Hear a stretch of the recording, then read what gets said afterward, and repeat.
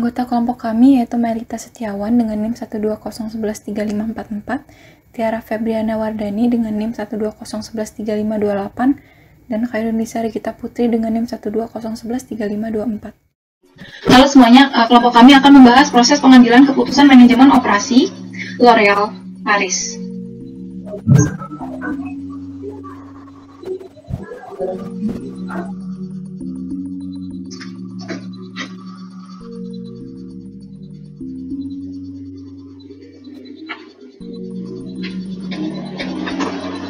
Oke, perencanaan sistem. Yang pertama, kapasitas.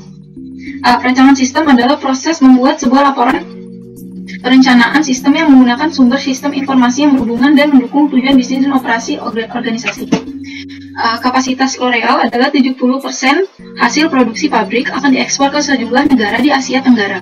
Sedangkan 30% lainnya untuk memasok pasar domestik dengan adanya pabrik baru. Sebelum membangun pabrik di Jababeka, L'Oréal telah mengoperasikan pabrik di Ciracas, Jakarta pada 1986 dengan kapasitas 125 juta unit per tahun. Pembangunan pabrik baru tersebut diharapkan bisa meningkatkan kapasitas produksi menjadi 140 juta unit hingga akhir tahun ini. Pada tahun depan, pabrik tersebut diproyeksi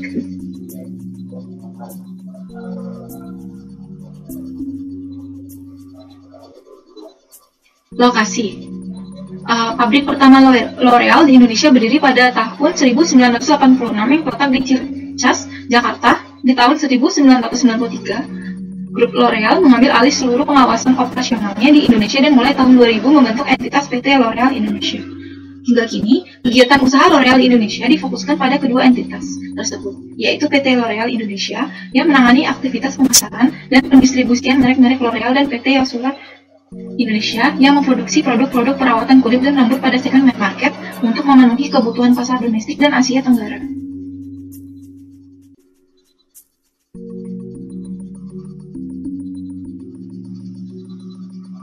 Tiga, pengaturan departemen.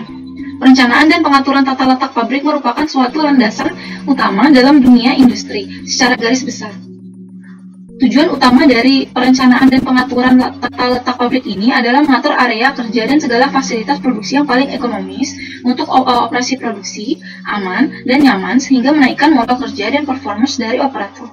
Tahapan perencanaan tata letak Public Operational Process Chart (OPC). Chart ini digunakan dalam menganalisa aliran operasi bahan yang terjadi pada proses produksi. Tahapan selanjutnya ada Activity Relationship Chart (ARC).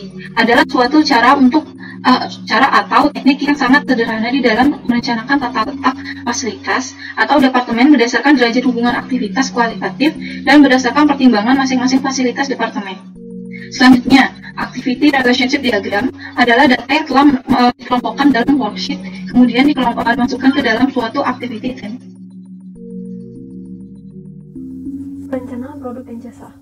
Perusahaan L'Oréal terus memperbarui produk mereka menjadi varian-varian baru yang terdiri dari macam-macam produk rambut, wajah, dan badan, melalui riset dan penelitian yang dilakukan sehingga menghasilkan produk-produk terbaik. Harga produk juga tergolong tidak begitu mahal. Produknya juga dapat ditemukan di mana saja karena produk L'Oréal merupakan brand umum dan banyak dijumpai masyarakat luas. Iklan offline dan online pun sangat sering ditemukan. Saat ini, L'Oréal Group memiliki 35 brand di dunia, tetapi di Indonesia baru 15 brand saja yang masuk. Meskipun demikian, L'Oréal terus melakukan inovasi dan pengembangan terhadap 15 brand yang sudah masuk itu. Misalnya, L'Oréal punya produk masker yang sedang tren di Korea, tetapi produknya dikembangkan, diuji, dan diluncurkan di Indonesia. Selain itu, L'Oréal juga mengembangkan produk foundation yang mengikuti tren di Amerika, tetapi L'Oréal melakukan pengembangan agar memiliki banyak pilihan untuk warna kulit, khususnya warna kulit masyarakat Indonesia.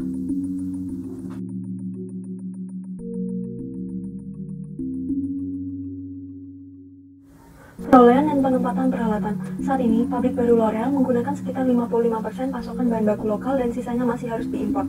Target L'Oréal memanfaatkan bahan baku lokal hingga 70%. Pabrik L'Oréal di Bekasi dilengkapi dengan fasilitas teknologi dan mesin-mesin produksi terkini.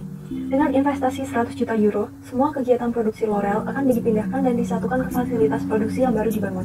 Bahan dan peralatan L'Oréal di Indonesia disimpan di kawasan Jababeka, Cikarang. Area bangunan seluas 66.000 meter persegi ini diklaim menjadi pabrik L'Oréal terbesar di dunia.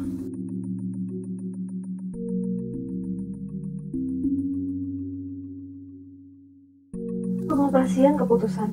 merupakan proses rangkaian kegiatan menganalisis berbagai fakta, informasi, data, dan teori atau pendapat yang akhirnya sampai pada satu kesimpulan yang dinilai paling baik dan tepat.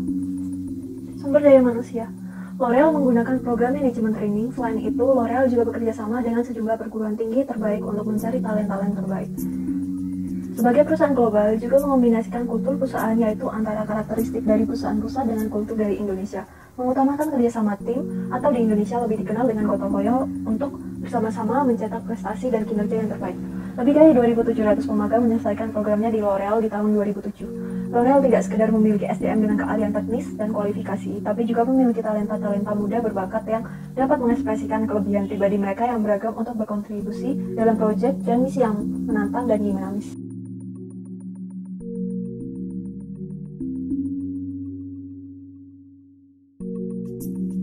Persediaan 70% hasil produksi pabrik L'Oreal akan diekspor ke sejumlah negara di Asia Tenggara, sedangkan 30% lainnya untuk memasuk pasar domestik. Pada tahun berikutnya, pabrik L'Oreal tersebut diproyeksikan mampu memproduksi 200 juta unit dan memiliki kapasitas terpasang hingga 300 juta unit. Sebenarnya, potensi kapasitas produksinya bisa mencapai 500 juta unit per tahun. Bila pabrik diperluas lagi, secara global perusahaan ini memiliki 28 merek yang diproduksi di banyak tempat. Yang ketiga ada penjadwalan. Sejak 2013, L'Oreal pertama kali meluncurkan program pembangunan berkelanjutan. Pada tahun 2025, seluruh lokasi operasi L'Oreal akan mencapai karbon netral melalui peningkatan energi efisiensi dan menggunakan 100% energi terbaru. Pada 2030, 100% plastik yang digunakan pada kemasan produk L'Oreal merupakan hasil dari daur ulang. Perseroan akan mengurangi seluruh emisi gas rumah kaca sebanyak 50% per produk jadi dibandingkan tahun 2016. L'Oreal telah memutuskan untuk mempercepat upaya melalui program yang dinamakan L'Oreal for the Future. Komitmen L'Oreal menuju tahun 2030 menjadi penanda dimulainya transformasi yang lebih radikal dan mewujudkan visi, tujuan, dan tanggung jawab perusahaan untuk memenuhi tantangan yang dihadapi dunia.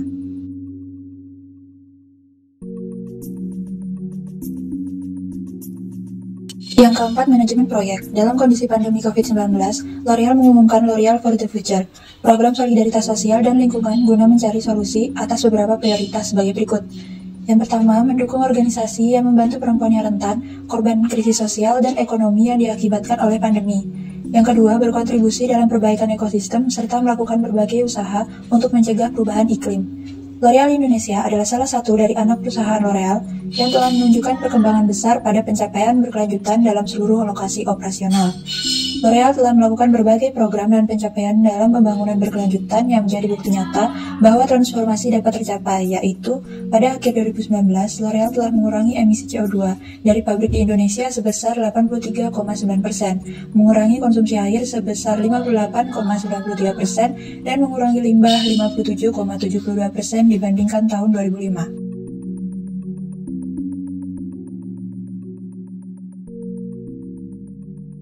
Yang kelima, jaminan mutu. Bisnis L'Oreal beroperasi di bawah dua entitas, yaitu L'Oreal Indonesia dan L'Oreal Manufacturing Indonesia, yang merupakan perusahaan kecantikan nomor 2 di Indonesia. L'Oreal merupakan nomor 1 dalam bisnis salon profesional, produk luxury, perawatan kulit pria, dan terutama Garnier, yang merupakan merek perawatan kulit nomor 1 di Indonesia. Selama 1 dekade terakhir, L'Oreal telah berhasil mencapai performa bisnis yang lebih tinggi dari perkembangan pasar secara konsisten. L'Oreal telah menempatkan kendali mutu di masing-masing tingkat proses produksi untuk memastikan bahwa pelanggan kita mendapatkan produk dengan kualitas tertinggi. Saat ini, L'Oreal memiliki 18 pusat riset yang tersebar di Eropa, Asia, dan Amerika dengan 3.268 orang staf peneliti yang menghasilkan sekitar 5.000 formula setiap tahunnya.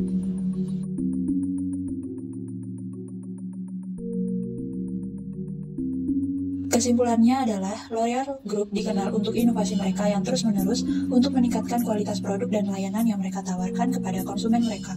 Bagian dari rencana strategis mereka adalah untuk memenuhi kepentingan pelanggan mereka, dengan kata lain, kepuasan pelanggan. Melalui memberikan berbagai macam produk, konsumen memiliki gamut seluruh produk dan jasa yang mereka dapat memilih dan yang paling melayani preferensi mereka. Kisaran harga mereka melayani tuntutan perempuan dari yang lebih muda untuk penuaan, dari makmur bagi mereka dengan anggaran yang lebih rendah untuk produk kosmetik.